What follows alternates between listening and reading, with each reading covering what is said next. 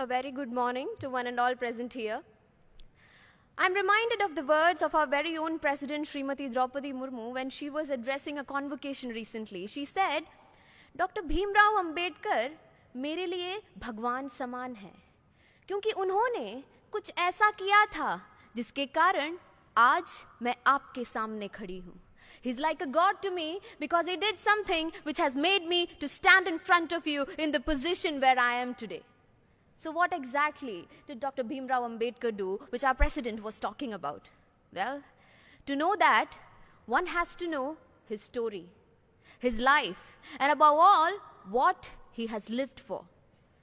As a young boy, he was forced to sit outside his classroom, couldn't touch the same pot as his classmates, was refused an education in Sanskrit, and had to face much more discrimination at every stages of his life just for being born into a suppressed caste. But these did not deter him from his goals. His goal to make every Dalit man realize their individual identity. His goal to make every woman in this country cherish the prospects of freedom.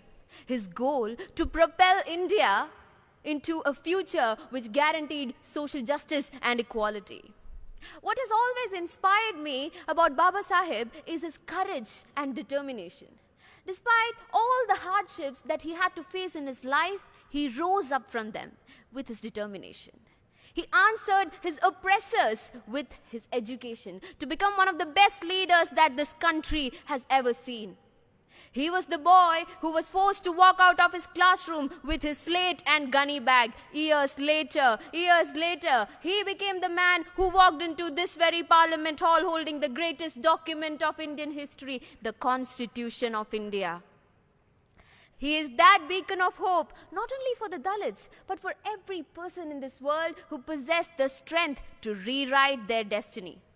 Independent India's first law minister, Baba Saheb was a leader who envisioned an India which believed in the religion of liberty, equality, and fraternity.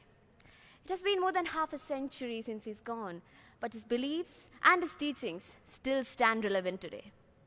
In the end, I would just like to conclude by quoting a few words about him, which says, इंसानों को गुलाम बनाकर हजारों बादशाह बने हैं.